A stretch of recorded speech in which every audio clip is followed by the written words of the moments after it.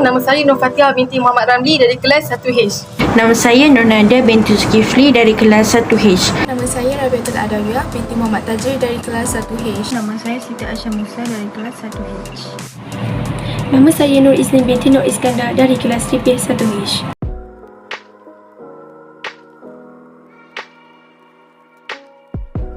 Al-Istihalah dan Al-Istihlah. Istihalah dan istihlah merupakan satu proses pertukaran daripada satu bahan kepada bahan lain. Proses ini telah melibatkan ejen perubahan secara semula jadi atau tidak semula jadi. Proses ini akan melalui proses sintetik atau campur tangan manusia. Dalam ilmu fiqh, teori ini merupakan sebahagian daripada mekanisme purifikasi alternatif. Ia diguna pakai untuk menentukan status halal haram, terutamanya dalam bidang penghasilan produk makanan. Konsep ini menerangkan tentang hubung kait teori istihalah secara terperinci menurut perspektif Islam dan sains. Bagi mengukuhkan teori ini, penelitian dilakukan terhadap asas pengambil kiraan teori istihalah di samping pandangan para sarjana Islam tentang teori istihalah sebagai instrumen purifikasi alternatif.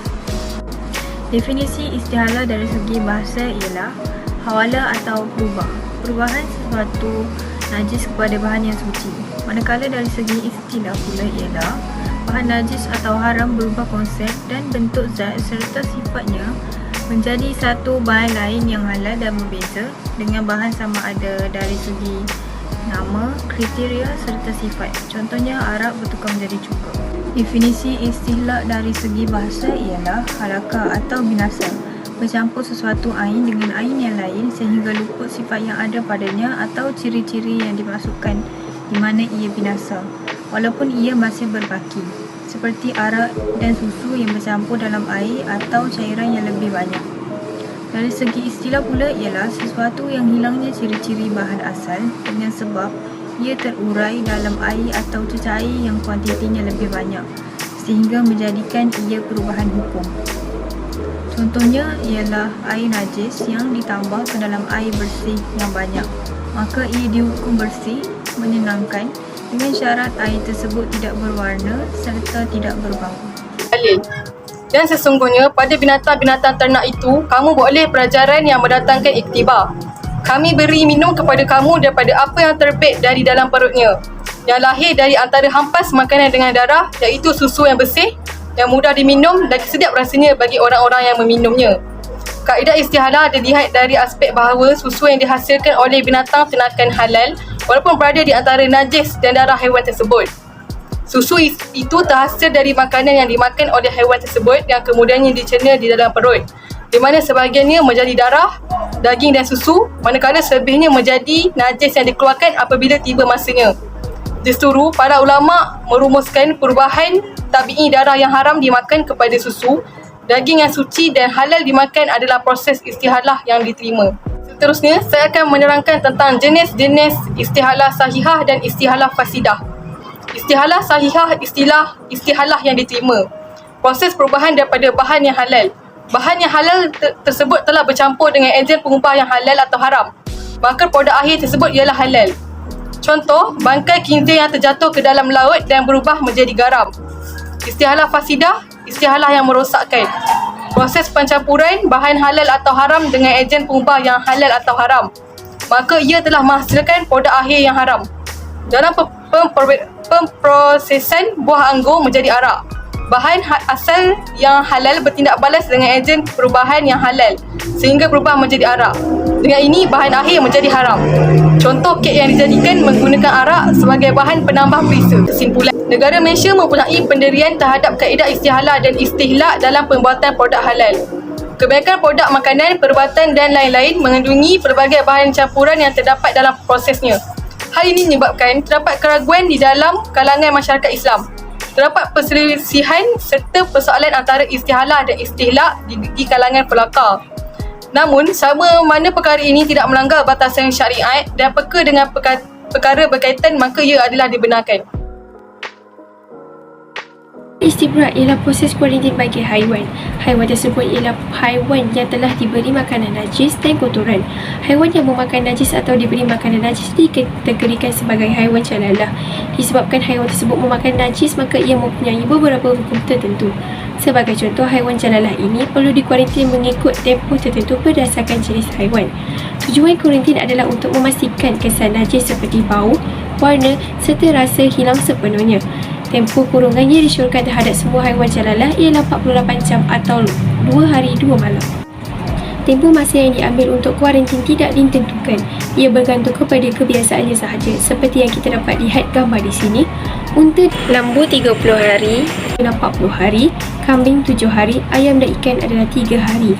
Namun, jika masih wujud kesan najis hasil dari pemakanan haiwan tersebut sama ada pada luaran maupun dalaman, maka tempoh kuarantin perlu diteruskan sehingga lebih dari tempoh-tempoh mengikut haiwan tertentu. Hukum dan hadis bagi kuarantin adalah Nabi Muhammad SAW melarang daripada menunggang unta jalalah yang telah memakan najis dan meminum susunya. Riwayat Al-Tirmizi. Berdasarkan hadis, memakan dagingnya juga adalah haram. Namun, terdapat penyelesaian agar daging haiwan jalalah ini halal untuk dimakan. Mazhab Hanafi serta sebahagian fuqaha yang terdiri daripada mazhab Syafi'i seperti Al-Nawawi telah memberi saranan agar haiwan jalalah tersebut dikurun terlebih dahulu sebelum disembelih untuk dimakan atau korban. Maka setelah itu, barulah daging tersebut halal untuk dimakan. Kesimpulan bagi kuarantin. Kesimpulannya, kuarantin ini perlu dilakukan terhadap haiwan jalalah sebelum menjadi halal. Kuarantin ini dilakukan bagi haiwan jalalah yang memakan najis seperti bangkai babi atau bangkai anjing. Proses kuarantin terdapat beberapa tempoh yang telah ditetapkan berdasarkan jenis haiwan tersebut. Haiwan tersebut perlulah dikuarantin agar dapat membersihkan dalaman haiwan daripada sebarang kotoran. Hal ini juga dapat mengelakkan pengguna mendapat mudarat ketika memakan daging haiwan tersebut. Sebagai umat Islam, kita hendaklah memastikan makanan yang dimakan itu bersih dan halal supaya tidak mendapat mudarat serta tidak melanggar syariat agama. Mah bagi al-istihalah dan istihlak serta istibrak dan juga kuarantin. Sabda Nabi Muhammad SAW bermaksud setiap daging yang tumbuh daripada makanan yang haram, maka api nerakalah yang layak baginya. Riwayat At-Tirmizi. Sesungguhnya Allah tu maha mengetahui lagi maha bijaksana. Jadi kita sebagai umat Islam ni hendaklah peka dan mengamalkan peraturan yang telah ditetapkan di dalam syariah Islam. Hal ini kerana semuanya akan mendatangkan kebaikan kepada kita. Antara hikmah yang boleh kita dapat dalam tajuk ni ialah yang pertama ialah ibadah kita akan diterima oleh Allah. Sebagai contoh, pemakanan yang halal ni dia boleh menjamin kesejahteraan hidup seseorang di dunia dan juga di akhirat. Seperti bila kita makan makanan yang halal, doa yang diminta tu mudah untuk dikabulkan oleh Allah Subhanahu Wa Taala. Yang kedua ialah memelihara kewarasan akal. Makanan yang haram seperti makanan yang bercampur najis atau sumber tidak halal boleh mempengaruhi jiwa seseorang. Hal ini kerana pemakanan ni dia mempengaruhi kehidupan seharian kita. Seterusnya ialah menjamin kesihatan badan. Makanan yang halal sudah pasti dijamin akan bersih dan suci.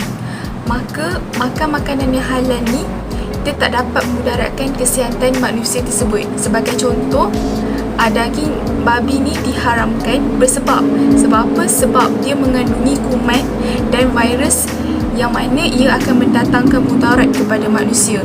Hal ini juga terbukti di dalam kajian sains yang mana dalam daging babi tu terdapat cacing pita. Sekian daripada kumpulan kami yang menerangkan tentang tajuk ini. Semoga semua mendapat manfaat serta ibrah.